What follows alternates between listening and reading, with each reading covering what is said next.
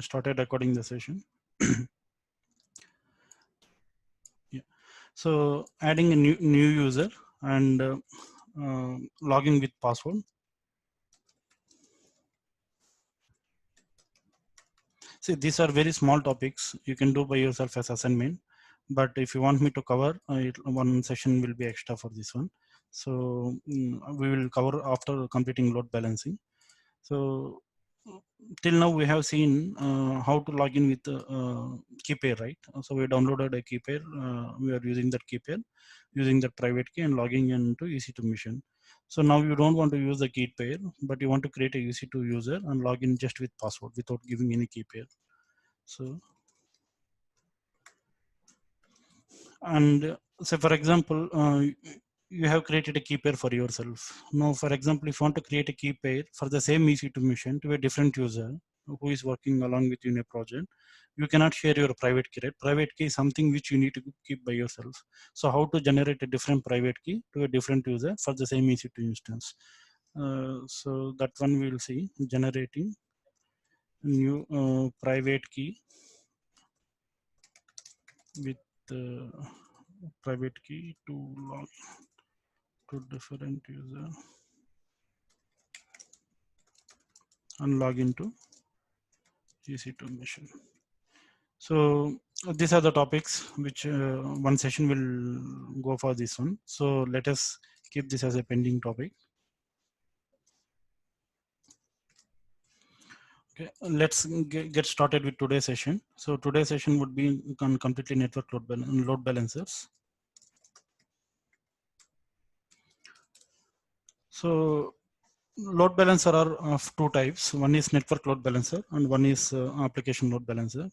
There is another type which is classic load balancer. So you can ignore that because AWS is not recommending to use that. Very soon they are going to remove that from AWS.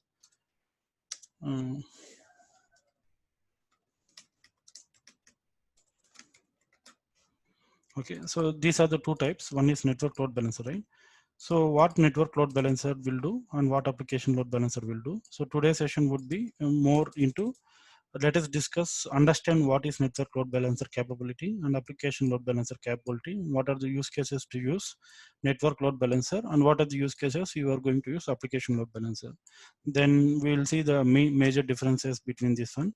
Once we have some idea, then we will see how this are going to be implemented in a practical using our architecture diagram. Then we are going to implement this in our lab. Okay, that's the today's session all about. So if you see here, we know already our EC2, right?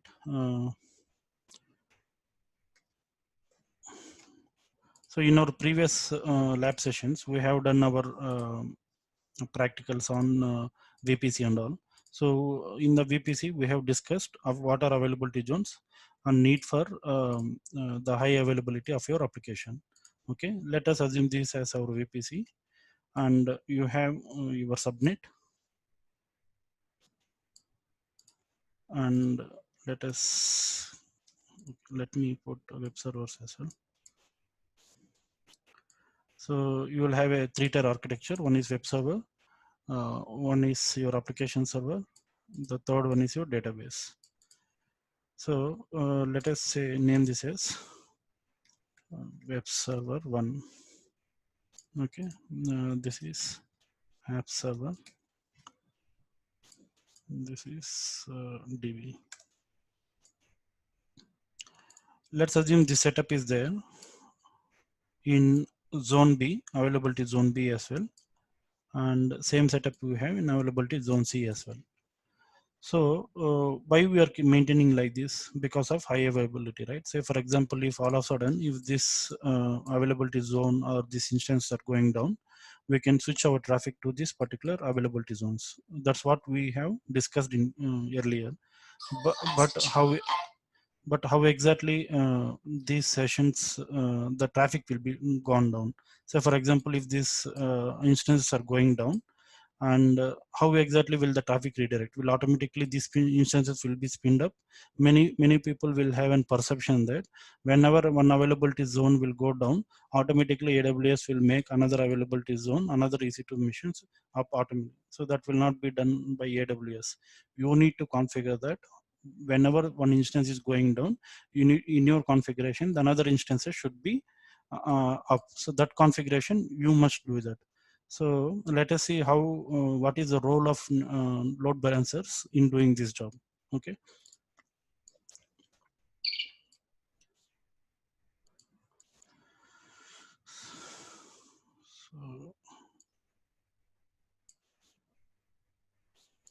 So let us assume this is internet. Okay.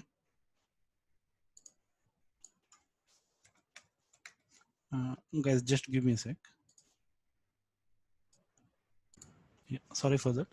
So whenever an internet will come, so for example, you have your users, okay, application, the end users who is accessing your application. Let's say a red color user is coming. So you want to redirect him to web server 1. Now let me select a different color. A green color user is coming. You want to redirect him to web server 2. Assume this is web server 2 and web server 3. Okay. So you want to split out your traffic to different application servers. Now, how do you do that? Now you will have internet gateway here, right? As usual. So now let me name this as different availability zones. So this is 2A, this is 2B, and this is 2C, and this is Ohio region VPC August 1st. Okay. So and also you have your internet gateway.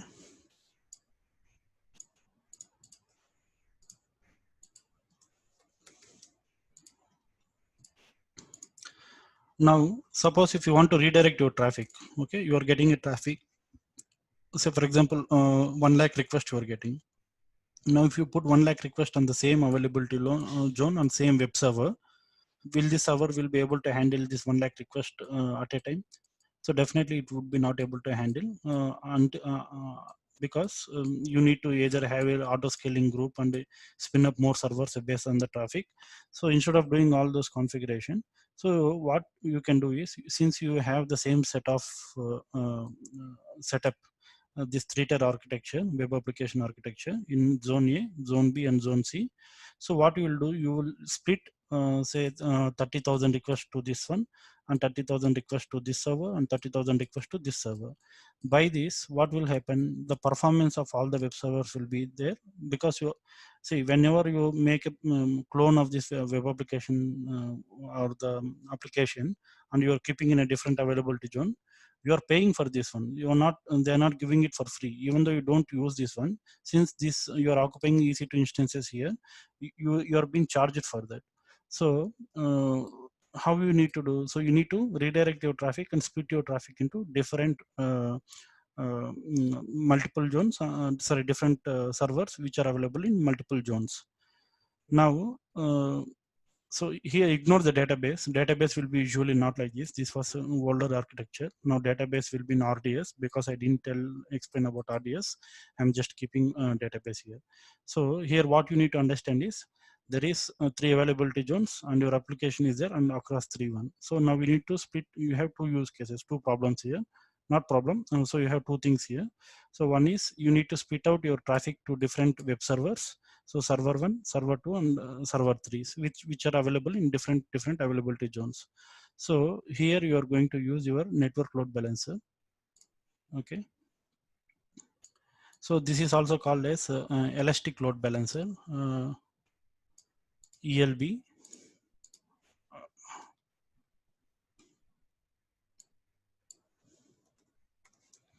So this elastic load balancer will have 2 things. One is NLB, which is called network load balancer. The other one is ALB, which is called application load balancer. NLB is a network load balancer which can handle capable of handling millions of requests per second securely while maintaining very low latency.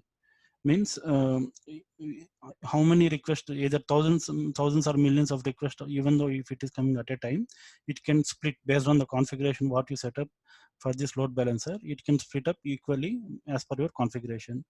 Application load balancer is also called as path based load balancer. So for example, you have netflix.com. So this is your main server. So for example, netflix.com/movies. So this is a movie server. Like for example, let me put one more thing: netflix.com/series.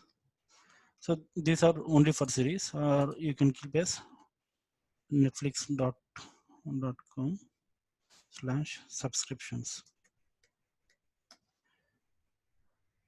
So only Netflix guy, he has four different types of applications. Let's assume this as applications. So this is his main application. Netflix.com is his main application. So whenever user will request in browser netflix.com, so he need to come to web server one. So let's assume this web server one as a netflix.com. This is as movies portal. This is as series portal, and this is a subscription portal. Now Netflix, for end user it is single application, but inside based on microservices architecture, he will split out these different modules of application into different servers. Now but for end user, whenever the user will request with netflix.com in the browser, right, so it should come the traffic, say for example, one is the red color. Let's assume you are giving netflix.com through internet gateway, it will come. Let's assume here application load balancer is there. So netflix.com should come to web server one, so it will redirect the users to here. So now let's assume movies users will come, which is 2. So whenever the internet movie user is requesting from internet gateway, it will come to application load balancer. From application load balancer, it should come to web server 2. So it will redirect all the movie users to movie web servers. Similarly, for the third one, whoever want to watch the series, so the series users who is coming from internet, the application load balancer will transfer to the series server. Like this is the role of application load balancer. Any queries here? First understand what is application load balancer. Then network load balancer is a generic load balancer. It doesn't, so this is called as path based load balancing. Okay, so based on your path which is coming in URL, based on that your application will be redirected to a target groups. So there are different concepts like target groups and all. We'll discuss that later. First understand how network load balancer and application load balancer are capable of splitting up the traffic to different servers available in different zones. So network load balancer is general one. So for example, from internet, some 1,000 requests are coming. So it will be split like this. So for example, here 30K, 30K, 30K. So 1 lakh requests or 90K requests will be split equally to different servers. So usually how that happens is, okay. Yeah. Now let us take the example of NLB. Okay. So let me save this one.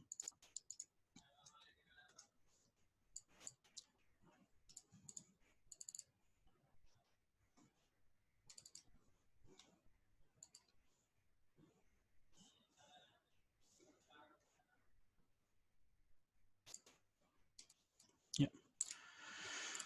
So in the network load balance, what exactly happens is, so we will connect all these servers here. So for example, the web server 1 and the web server 2, okay, and the web server 3. Okay.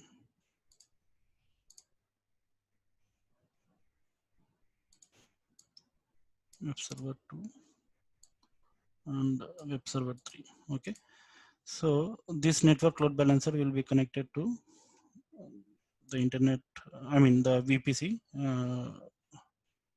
and say for example, now whenever the red user is coming, so it will come to network load balancer, it will be travel to this one. So now whenever this guy is coming, so there is a configuration, it will go to this one. And whenever the blue guy is coming, So based on this configuration, the traffic will be redirected. This is the job of network load balancer. Means basically it is capable of handling millions of requests per second without with very securely with very low latency. Means there is no delay. After coming here, the network load balancer will not give any delay to redirect the traffic. As soon as the internet user will hit, it will come to network load balancer, and without any latency, it will redirect to the particular target groups. Okay, now let us see what is target groups. So before that, have you understood what is the use case, why you need to use network load balancer?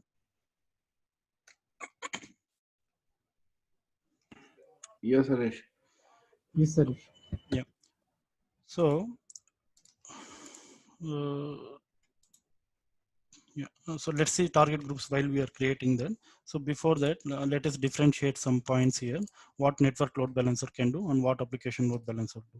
Okay, so application load balancers, it does only two protocols, like it does only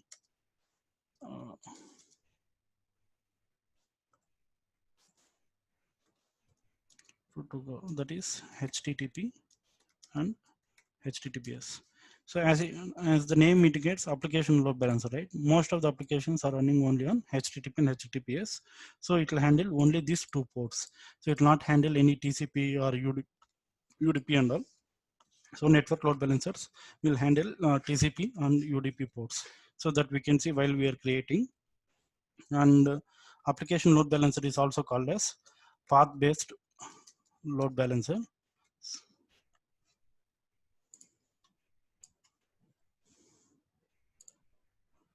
And this one is like you can balance any port,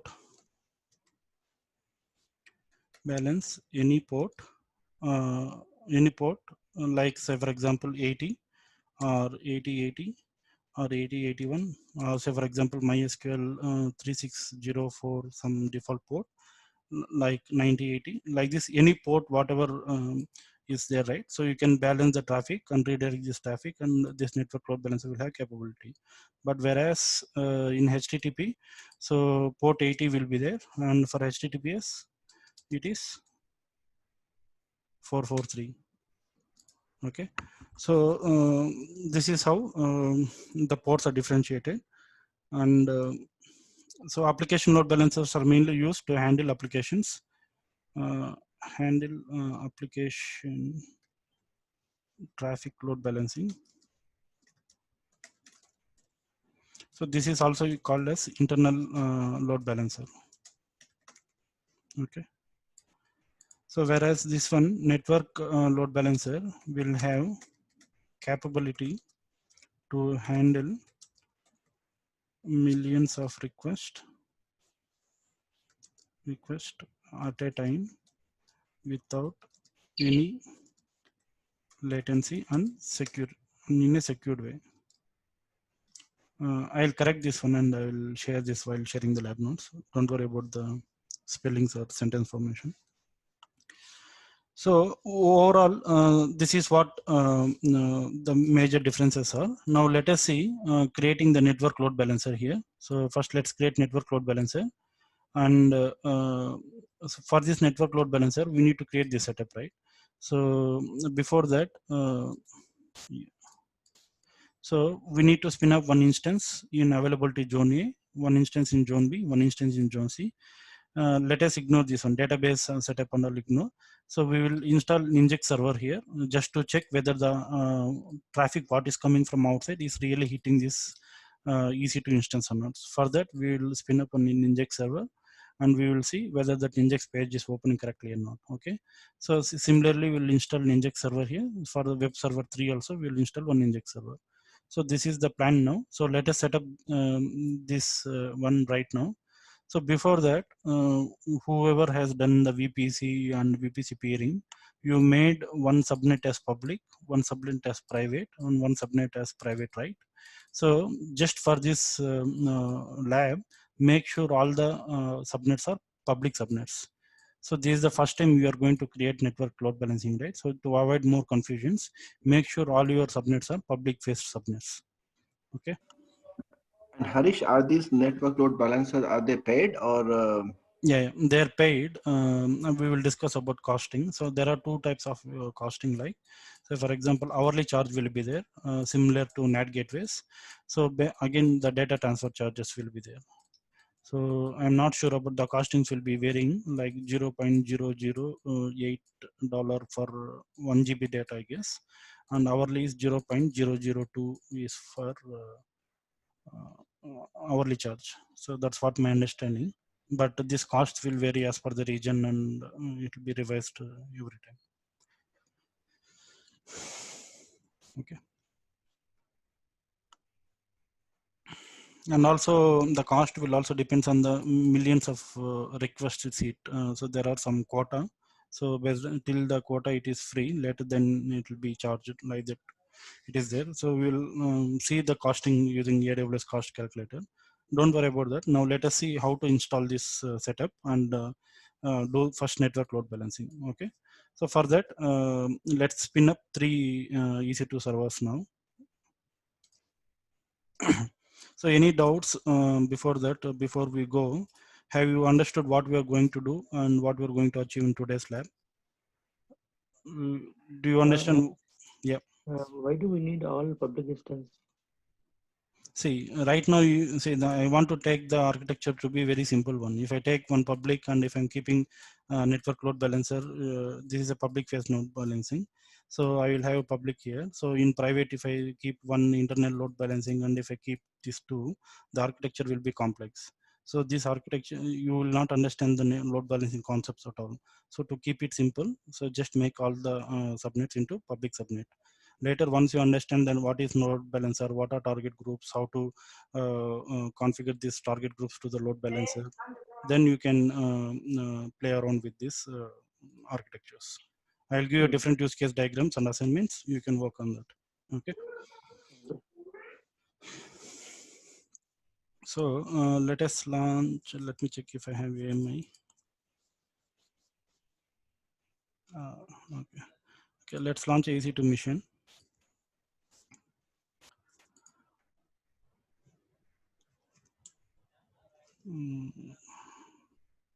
Yeah.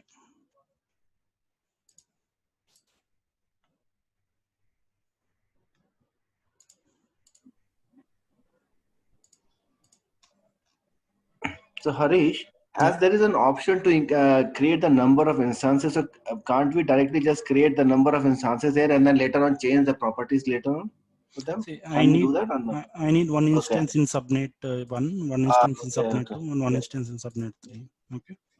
Okay. So let us launch Ninjix server from the startup script as only. So I guess we have the script in lab notes.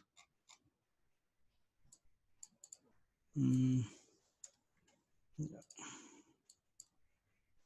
So let me name this as web server 1.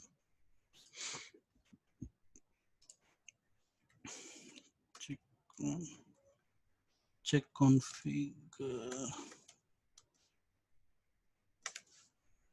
Harish, Yep. what is last comment check config? I didn't get that day. So check config is something like, say for example, whenever you stop the instance and start the instance, right? So when you stop the instance, the services will be stopped. Ninjix will be stopped. So if you want to get this automatically start, so this command will look into this one and instance start this Ninjix server. So whenever you are trying to take EC2 backup and create a AMI and redo, right? If you don't do this command, even though if you give all these commands, the service start also, Ninjix will be installed, but the service would be not started. So until you give this command, okay. So what I am going to do here is, I am going to spin up one instance. Out of this one instance, I'll create a AMI and I'll launch 2 more instances, so that will save some time. Okay.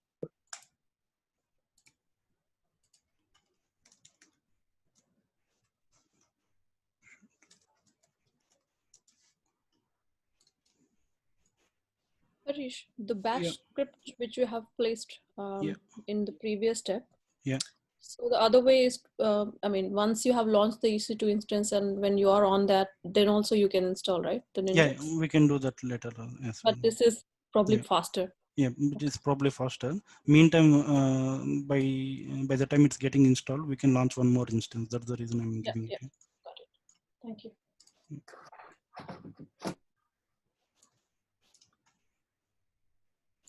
Mm.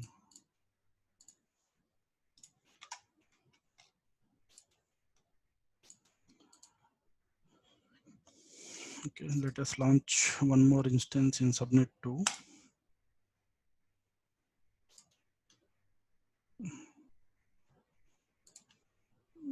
So by the time it create a AMI, let us try to launch in subnet 2.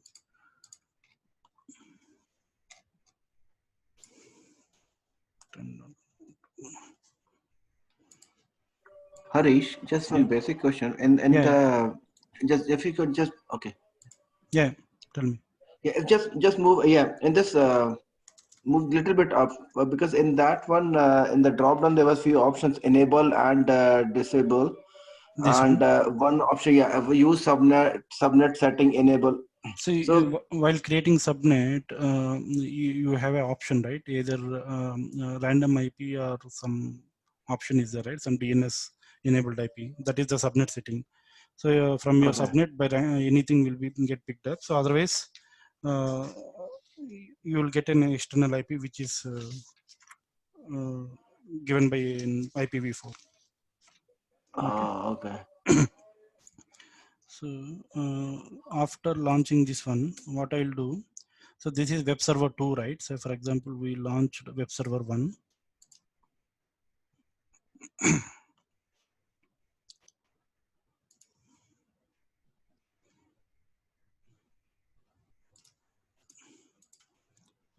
Let us check.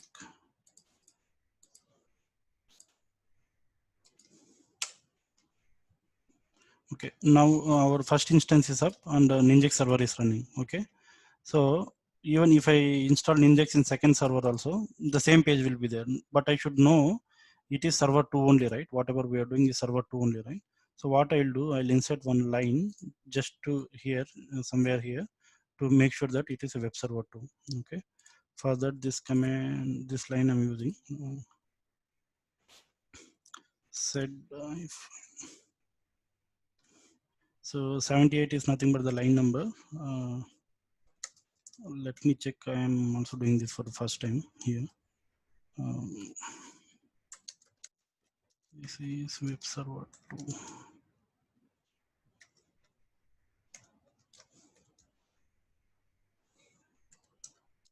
and you need to go path. So you user share injects HTML non-index. So this is the index.html file which we are loading. So in that I'm just inserting in the 78 line. This is web server 2, so that if you spin up, we will get some for the second web server. This web server 2. So let's see whether this work or not. Okay. Harish, you are giving that line number randomly, or is you Just find give it? I randomly am giving. So Okay. you can give 78 also, not a problem. 79 or 80 also.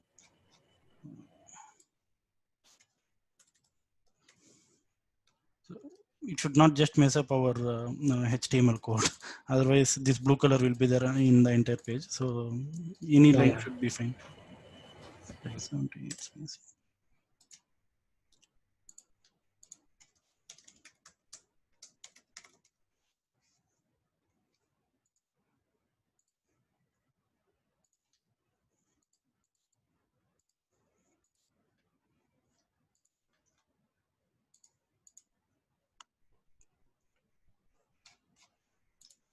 Let's quickly launch third instance as well.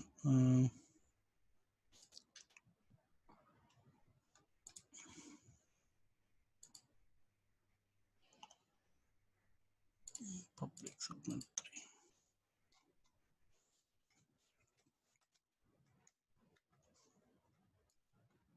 3. No, shit, I didn't copy that one.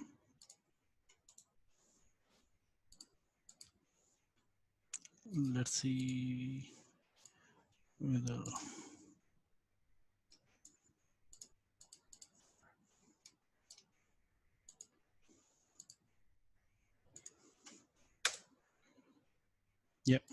So you got this one, right? So it's worked. So let's give the command set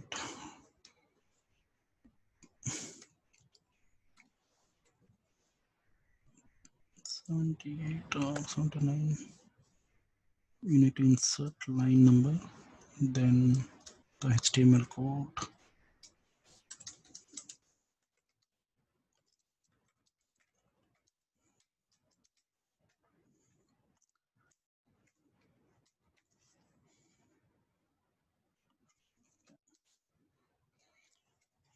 So,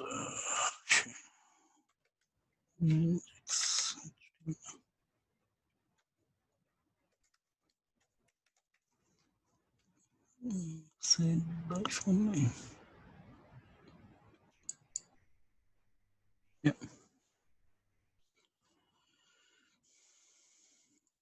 So this load balancer is a bit tricky. So if you want to practice, if you want to learn, you need to practice.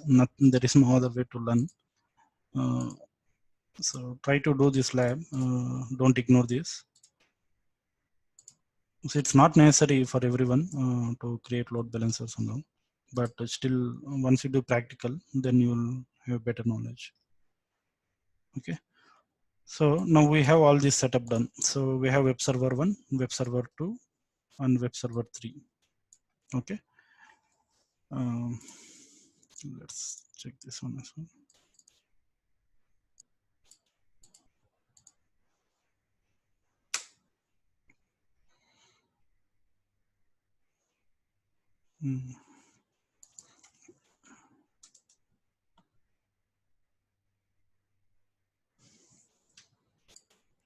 Let's wait for some more time. Yep. So this is web server 3. Okay. So we have web server 2 as well. And for web server 1, there is nothing. Let's put web server 1 as well.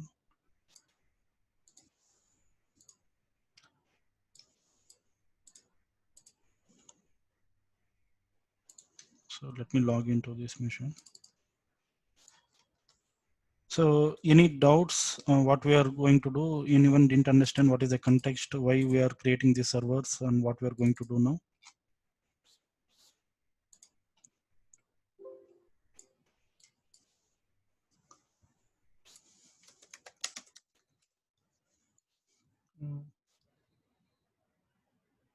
What I can do, vi user.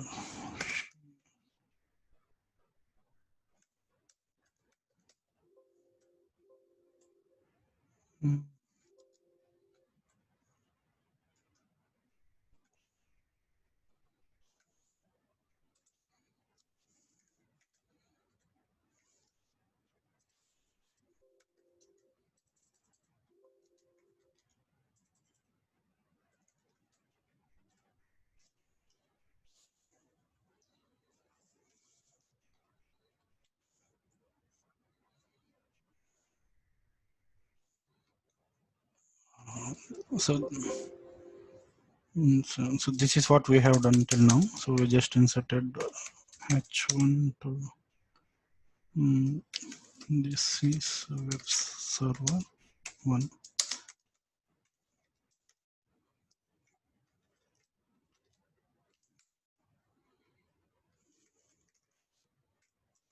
I guess it should pick up.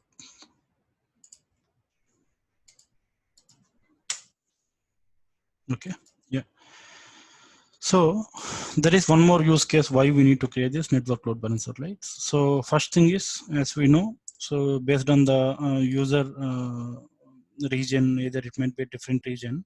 So based on the regional users traffic, we need to redirect to regional servers, or based on the we need to split the load as per the load splitting requirement, or so there is one more requirement for this to do this one. So for example, you have 3 different type of web servers, right? So for example, web server 1, web server 2, and web server 3.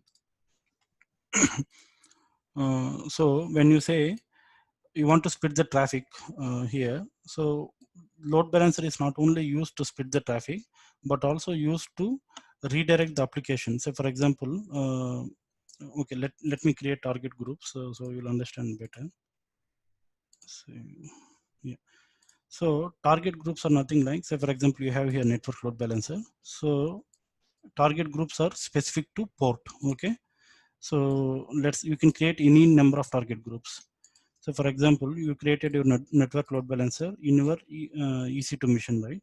So if you create your one load balancer, this load balancer can be used for any applications, not only for your single application. One load balancer can be used for any number of applications. So target group will not recognize your web servers. Sorry, network load balancer will not recognize your web servers. Sorry. Let me pull out the diagram.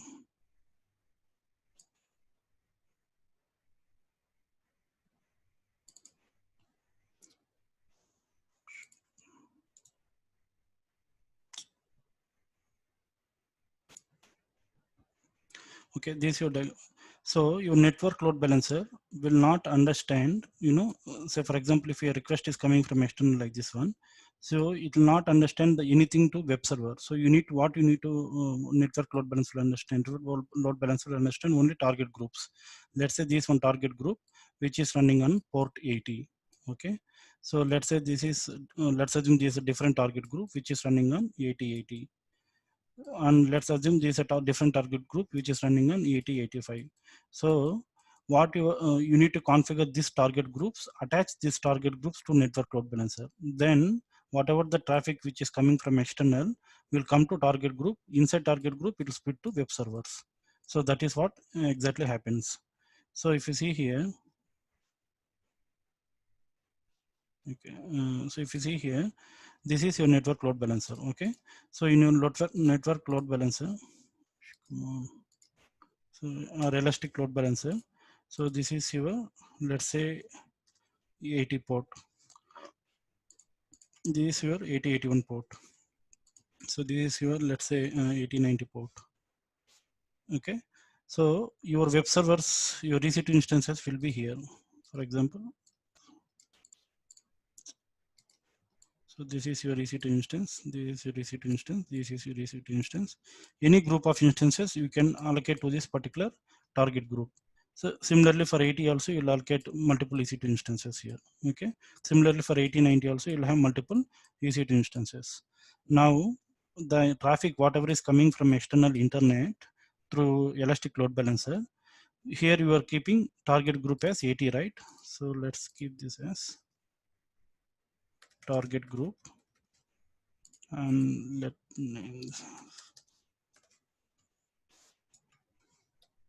okay.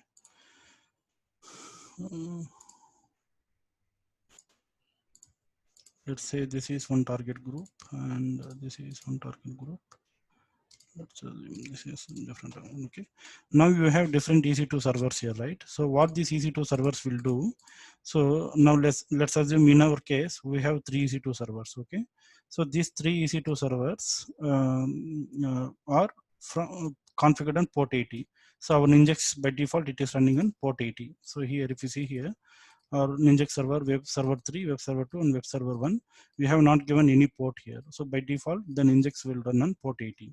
Okay, so which is HTTP based, or it can be a TCP also, or it can be so target groups are, doesn't matter either it is network load balancer or is it is application load balancer. Okay, so your load balancer will be on high level, so every load balancer will be connected with a target group. Let me finish this one, then I'll do a quick recap so you'll have better understanding. So you will have target groups. So every target group will have some set of rules. Okay. So what port number you should go and connect, and what are the EC2 instances allocated to the target group, and what is the listeners for this particular target group, and health checks and other things, other options under we will see in the practical lab. Okay. So so assume that this is your target group. Okay. Like this, you can create any number of target groups. For one application, you can create 5 target groups also. So for example, your application, as I told, right, Netflix movies is running on a port 80, and network series is running on port 8081, and network subscriptions is running on port 8090. So there are different ports which are running for different purposes. Okay, so you can make it as a different target groups and attach to your network load balancer. It might be either NLB or ALB. Now let us assume 80 is the port which we are running our servers, right? We have 1, 2 and 3 web servers which we are already running. Now let us see how to configure this network load. First we will see network load balancer, then we will see application load balancer. Okay, so now in this network load balancer, what we will do, whatever the traffic is coming, we are configuring the target group to 80. So let us create this target group first, then we will create this network load balancer, then we will see how to attach this target group to network load balancer. This is one way. First way is, on the second way, either you create a load balancer. While creating load balancer itself, it will ask to which target group you need to create. There you will have a new option to create a target group. So that is also, both are same. So both doesn't make any difference. Okay. And two things you need to remember here is, so you have two types of load balancer, right? Network load balancer and application load balancer. For network load balancer, while you're creating network load balancers, you need to select all the subnets. So select all the subnets. Say for example, you have 3 subnets here in the diagram. So you selected only this one and this one. You have not selected this one. After creating load balancer, you will not have an option for network load balancer to select the third subnet which is left out. Okay, so it will be a poor design. So make sure that you select all your subnets when you are creating your network load balancer. First thing. So for application load balancer, you can select one subnet. Later you can come and add different subnets. Okay, that we will see while doing application load balancer. So just keep this in mind. Now let us go and create a network load balancer here. Okay. Harish, is there any limit of selecting subnets? No, Ryan. I guess around 200 subnets is the limit. Oh. 200 is the limit for your VPC, right? So based on whatever the limit, see net and one thing you need to thumb rule is your network load balancer is inside VPC specific, region specific. Okay, what AWS, see, we can connect to multiple regions as well. So for example, we can connect to multiple regions as well, but what AWS recommendation is, for one VPC, keep one network load balancer. Don't try to use this same network load balancer to a different VPC, which we have done VPC peering. Okay, so that's not the best practice. You can do that still because of the port forwarding and configuring security groups and all you can do, but it's not a best practice. So use one network load balancer for one VPC. It is VPC specific and region specific. Just keep this in mind. This will be asked in interview. Okay. Okay. So anyone didn't understood what is target groups and why we want to create target groups for creating NLB?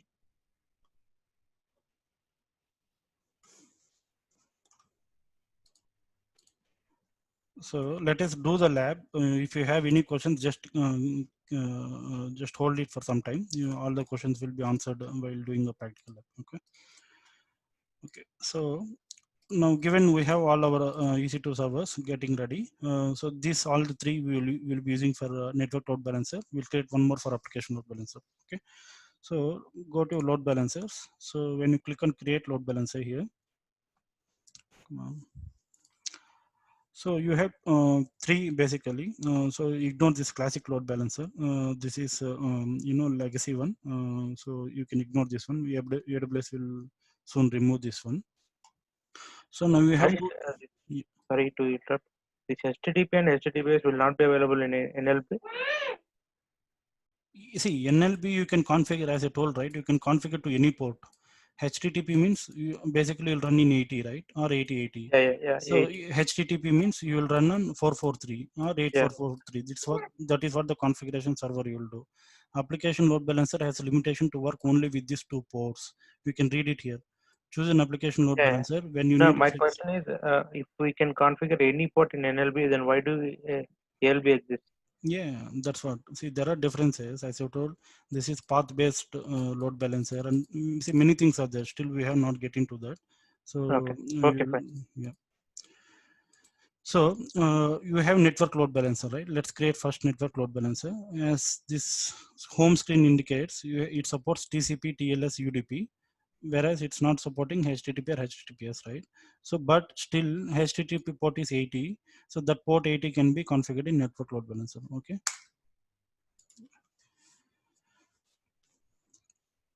so let's give a name here.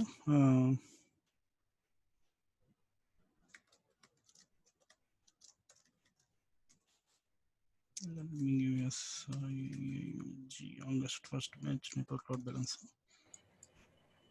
Okay, so this is not internal, right? So I told you people asked why we need to enable all these things to public exposing, right? So just to understand, because there will be no roadblocks when you're practicing the lab, first try this setup. Later you can try to set up like we can create one load balancer for public facing, and inside if you want to talk to private, then you can communicate using this internet facing. So if you're using private networks, you can use internal one. So now since we are connecting all the subnets to internet facing, select this one. And what is the server port we are using? We are using the port 80 here, right? So let us use this port as 80. Suppose if you want to add multiple ports, you can add multiple ports as well. So for example, you are running any Tomcat server, we can run it as 8080 port as well. So for now we are running only one port. Let's ignore this one. And you need to select your VPC. So select your August 1st VPC. So as I told, select all your subnets right now, because you will not have option later to come and add the third subnet. Okay, so select all your subnets here.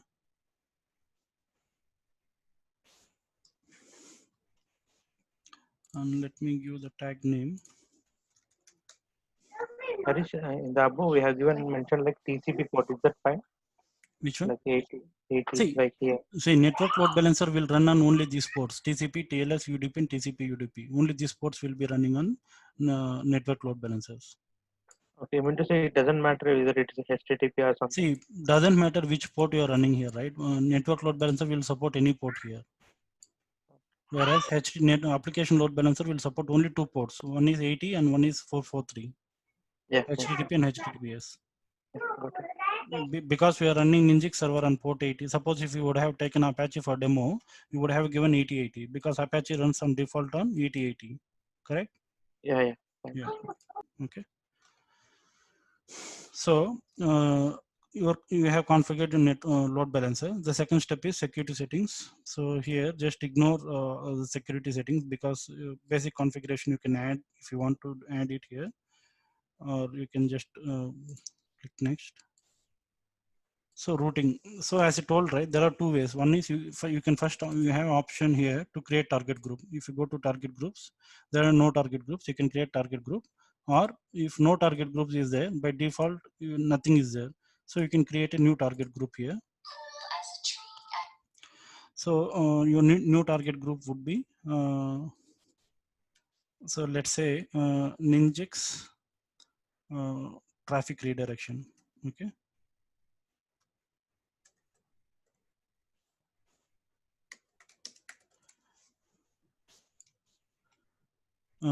So what is the target type? Now, do I need to do an EC2 instance level, or do I need to do an IP level? IP level means, so for example, you will have any other network load balancer, you will allocate IP to that network load balancer, or you will have any other device. So based on the device, the traffic will be split based on the IP address. Now, because we are doing the traffic based on the EC2 instance type, select instance here. And the type is TCP, and port we are running on 80 port. So protocol is same like TCP. Health checks, this is health checks means, so you can configure here traffic port override, let's keep on port 80. So health threshold is 3. So every interval you can select 10 or 30. I guess in application load balancer you will have many options, like how many intervals, how many timeouts, how many fail checks, or how many pass checks and all. So if say for example 3 consecutive fail checks will come, then the health of this particular instance will go down. So that's what this is advanced health checkup. So routing, then register the targets means you have created this target group, means this one second. So we have only 3 servers. So we have created the target group. Sorry. So after creating target group, we have 3 EC2 instance, right? Instance 1, instance 2, and instance 3. These 3 you need to register to this target group.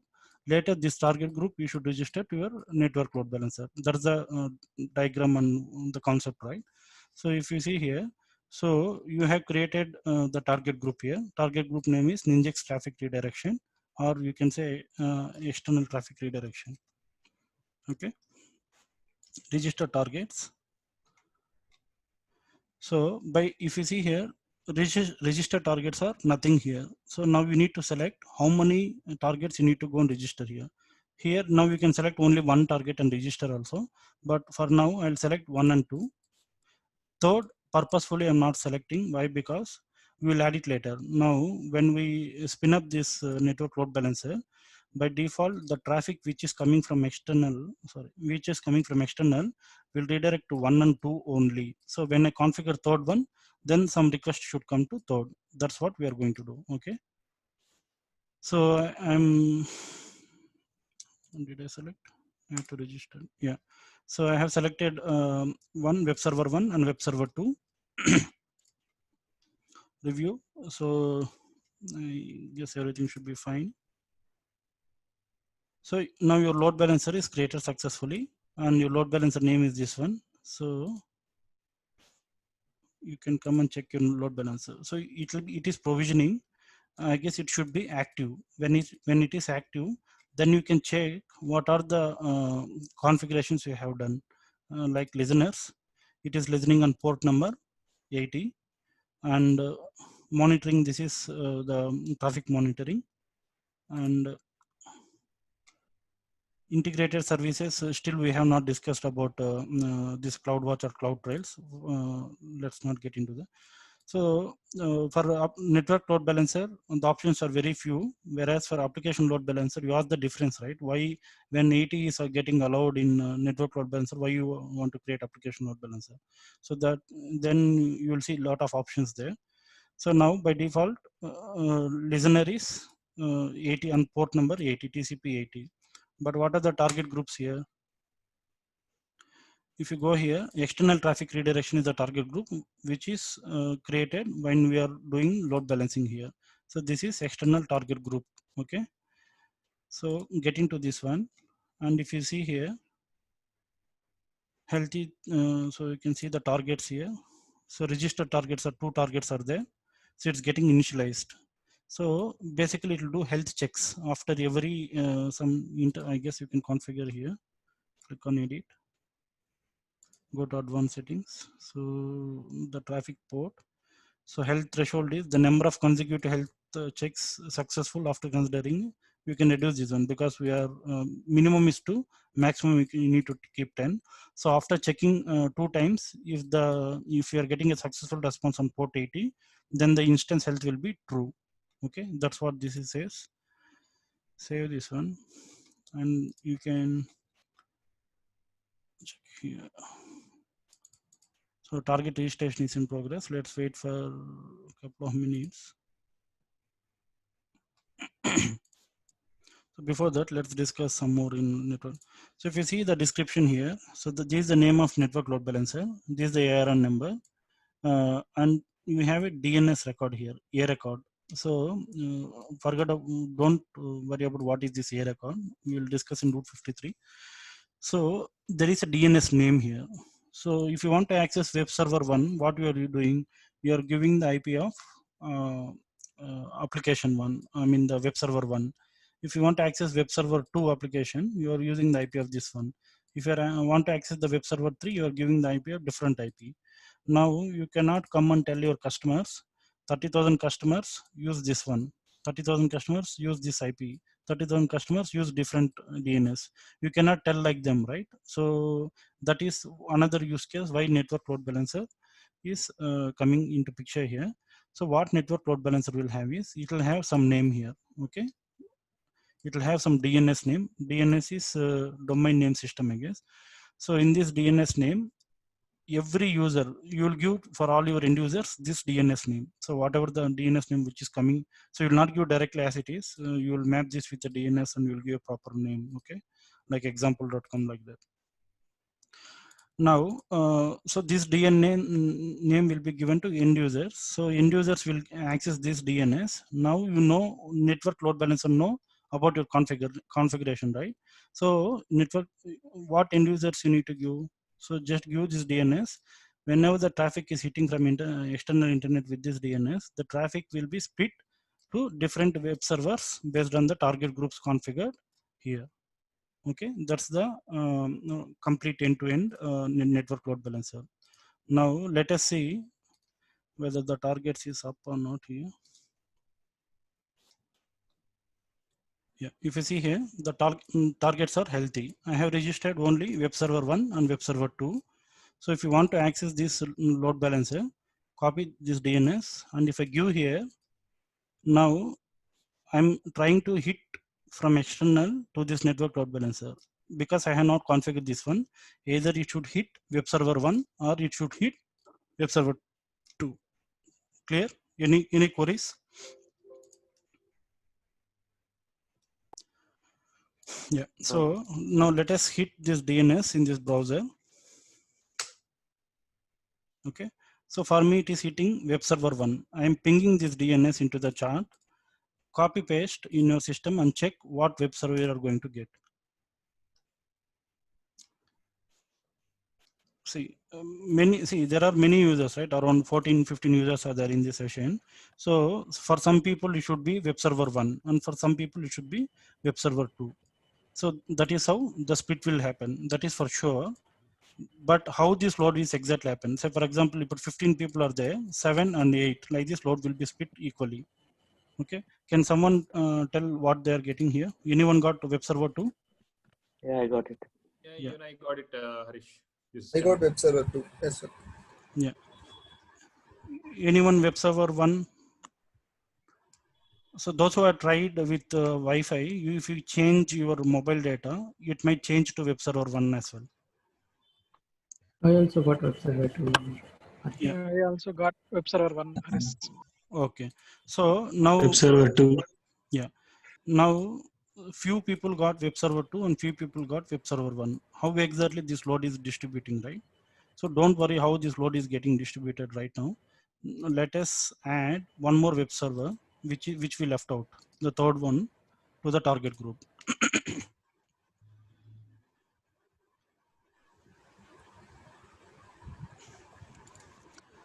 Okay, go to the target groups.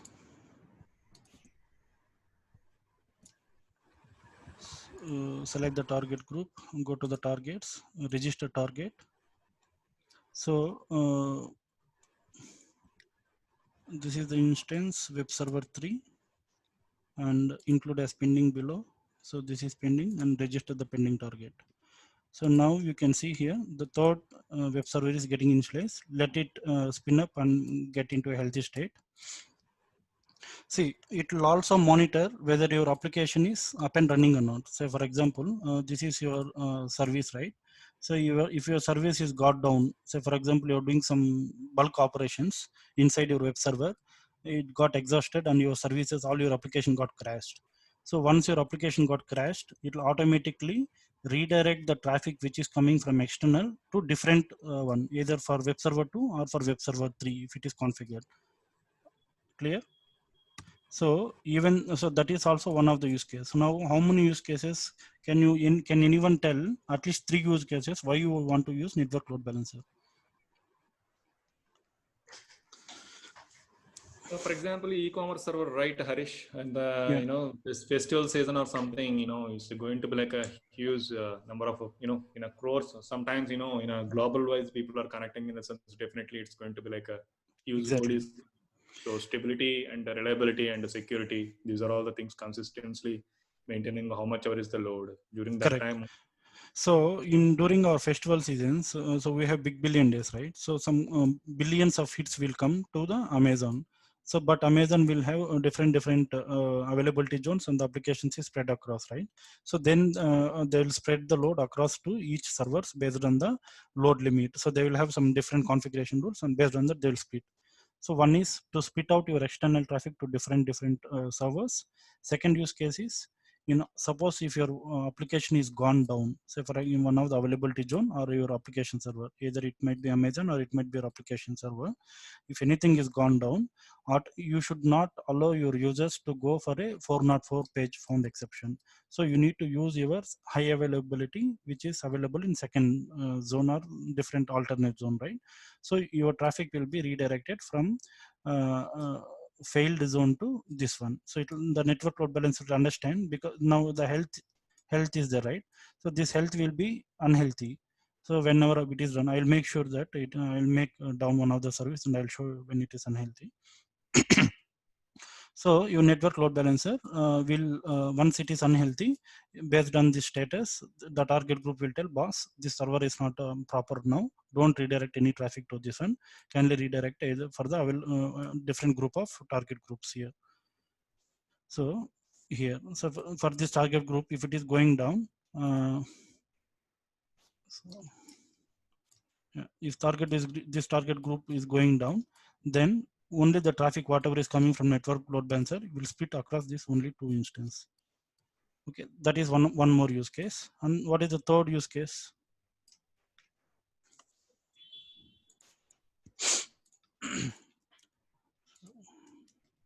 Can say high availability, load distribution. Yeah. And Traffic distribution and equal load splitting. I want to say, for example, you get 100 requests here. I want 33 requests here, 33 requests here, and 34 requests here. Like that, you want to split your load equally here. So for that, current setup, what we have done in our NLB will not do the job. So current job, what we'll do, so for example, you get 100 requests. So some randomly it will throw some 60 here, 20 here, and 10 here. Like that, it will randomly throw. So if you want to split exactly like this one, you have option of classic load balancer, I guess. Cross zone load balancer. Let me show you that.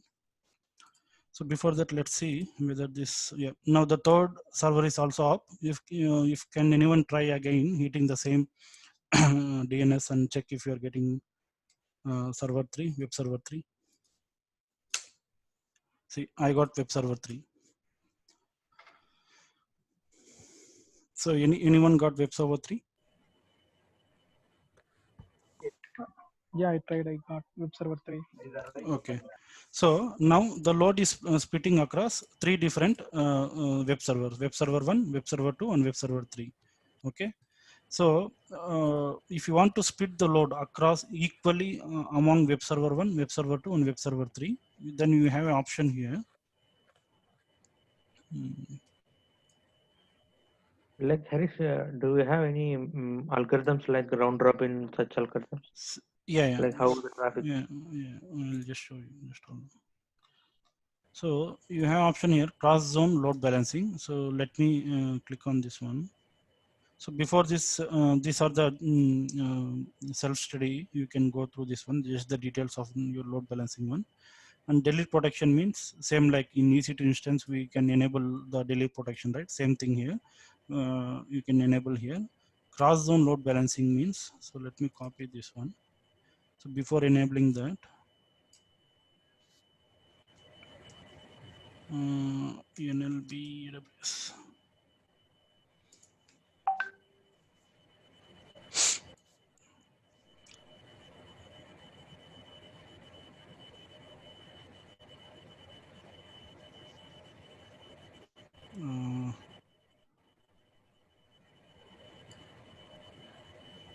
Target group, monitor your load balancers.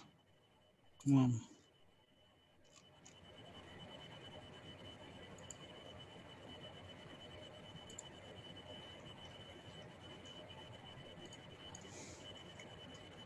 Cross zone load balancing image.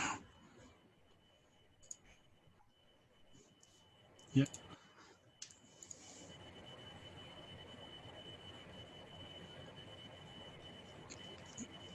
If you see here, so currently this is what happening. Okay. You have your network load balancer application here. So what this application is doing, so you so for example, this is subnet A and this is subnet B, like zone A or zone B, whatever it is.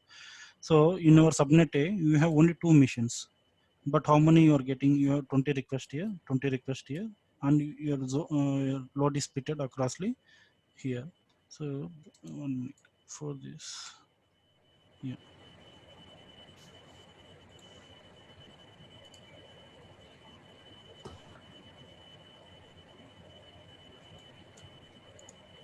So this is the first use case what we are doing. So in a first use case, two zones are there. So for example, you are getting 100 requests here. Okay, out of 100 requests, 50 requests are going here and 50 requests are going here for subnet 1, subnet 2. Out of this 50 requests, how many EC2 instances are there? 2 are there. So 25 is going here and 25 is going here. Now here 50 requests you got in total for how many missions? For 8 missions you got. So each mission will get 6.25 requests. Means if you don't enable the current setup, what we have is this setup. Means most of you people are getting 2, 2, 2. Only few people are getting 1 and few people are getting 3. Why? Because so for zone 3, most of the traffic is divided. So this is the way. So by this, what is the disadvantages are? Your EC2 missions, say for example, 2 missions are getting too much load, 25 users load. Other missions are getting only 6.25 users of load. The load is not split equally across all the EC2 instances in the current setup. For that, if you enable cross-zone load balancing one, what exactly happens is, so for example, you are getting 100 requests here. So out of 100 requests, so it will go and check how many instances are available. So in this zone, there are 2 instances. So it will split 20. So 10 for each mission. So in the zone, how many are available? 8 missions are there. So it will take 20, 80 of here, and each mission will have 10, 10. So this will be done automatically. There is something which is managed by AWS. So they will do this one. We no need to do anything manually. All the thing what we need to do is go here, enable, click on edit attributes, click, sorry, let me clear this one. Click on enable cross zone load balancing one and just save this one. So I'll enable delete protection as well. So just save this one. So now you try the same DNS what I have shared with you people. So some people will get 3, some people will get 2, some people will get 1 equally. So let me try this one. So I'm getting 3.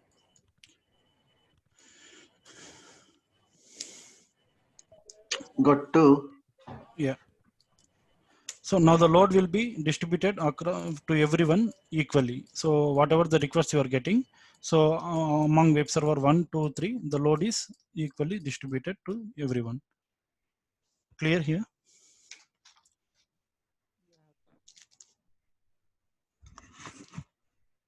This is the concept of load balancing, right, Harish? Yeah. So inside the load balancing, you have options. So suppose if you want to split out your traffic equally for every EC2 instances, right? So then you will enable this option of cross zone load balancing. Okay. If you don't enable this option, then your use case would be completely different as we discussed here. Then your use case will be like this. So based on the subnets, it will check zone 1 and zone 2. Say for example, you are getting 100 requests. For example, these in different subnet you configured it. Even the one mission is there, 50 requests will be sent there. So that's how. So in this, Harish, in this diagram, it's a zone-wise it's split, right? Yeah, based on the availability zones and based on the subnets also. So for example, you selected only 2 subnets when you are getting availability zone. We selected 3, right? If you select only 2 subnets, whatever the traffic is getting, 100 out of 100 requests, 50 will go for subnet 1, 50 will go for subnet 2. Yeah. Clear?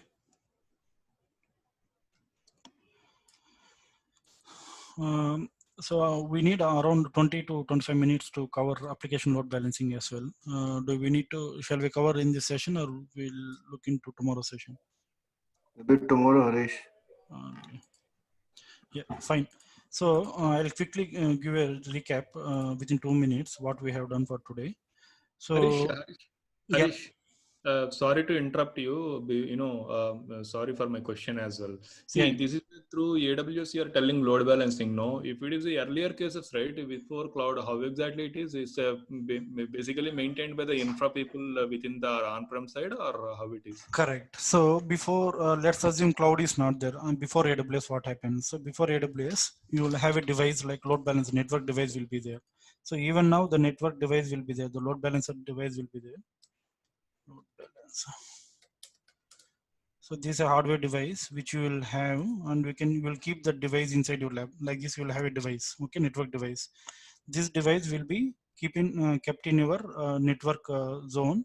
All the networks will be connected to this load balancer. Later here, you will write a rules how you need to spit out your traffic. So that's what happening. Now what Amazon has done is all this infra, since they are maintaining in their infra network load balancing things, they have given just a user interface for us. So through using this user interface, now we can either select cross zone load balancing or application load balancing, or which ports you want to control.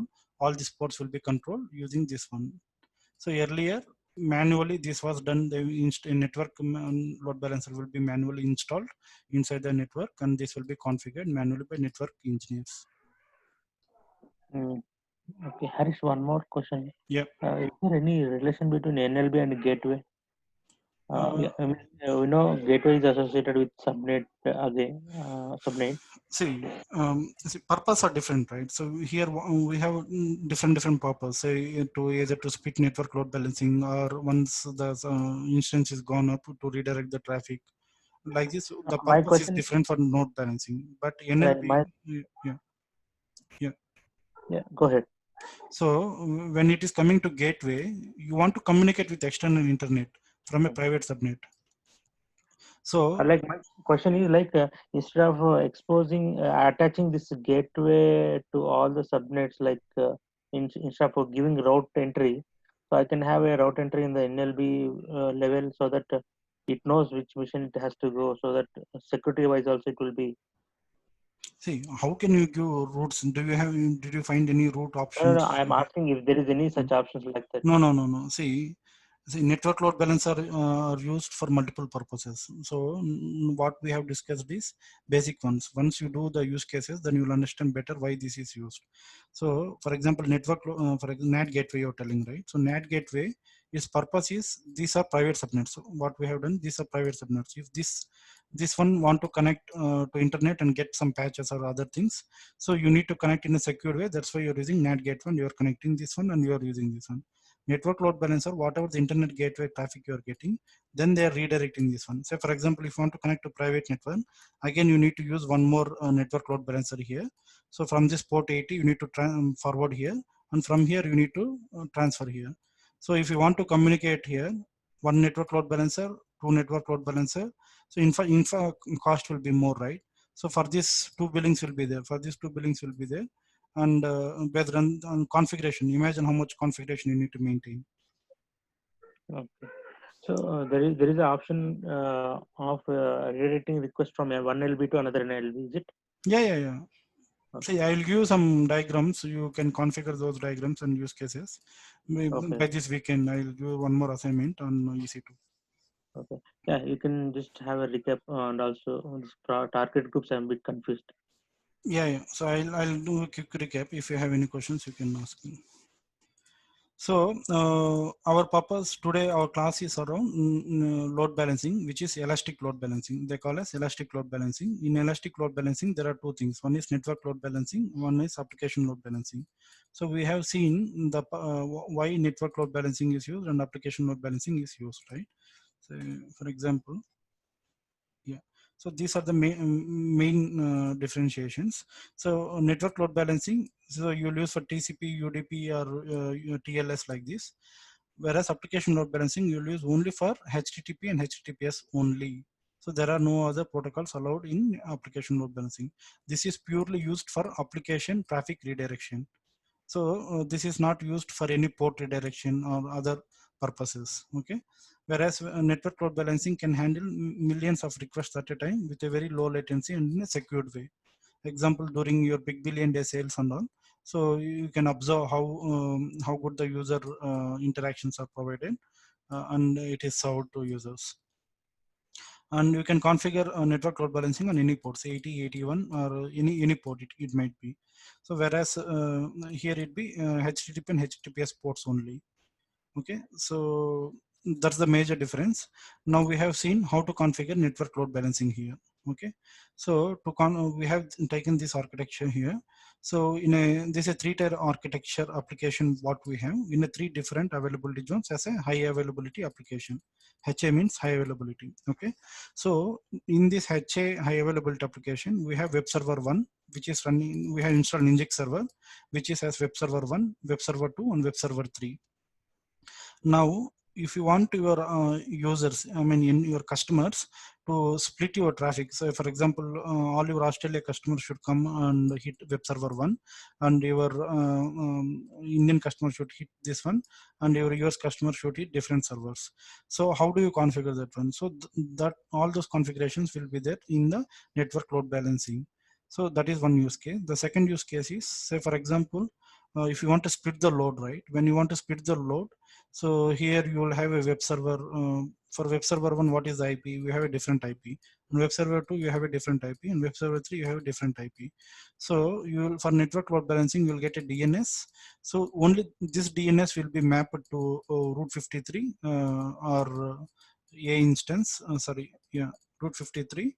So for example, www.example.com. That is the DNS. Okay, this. Now, for end users, we will give only one DNS. Load balancer will take care how to split the traffic for either to web server 1, web server 2, or web server 3 based on the target group configurations. So now, to configure this network load balancer will not understand what is web server. What is the web server? This is the web server. This is the web server. So network load balancer will not understand which subnet it is or which instance it is. It will not. Network load balancer will understand only target groups. Okay.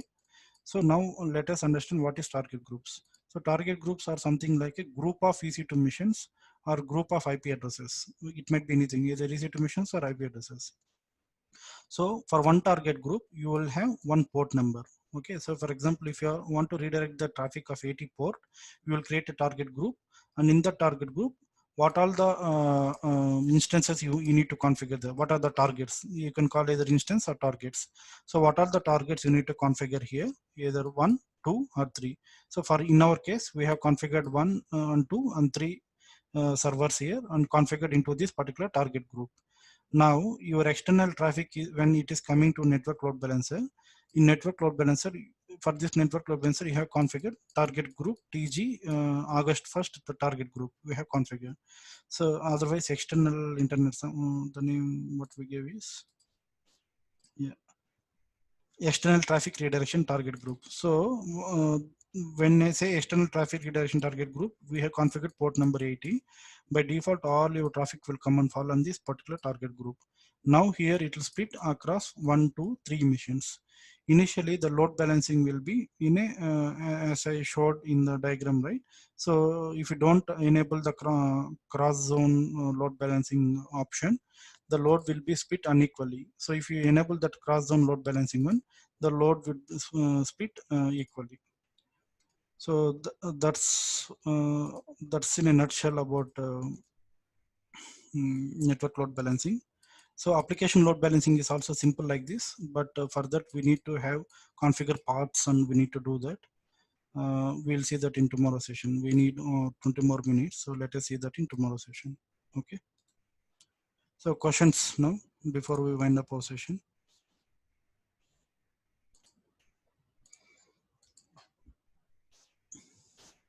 See, this is not an easy concept.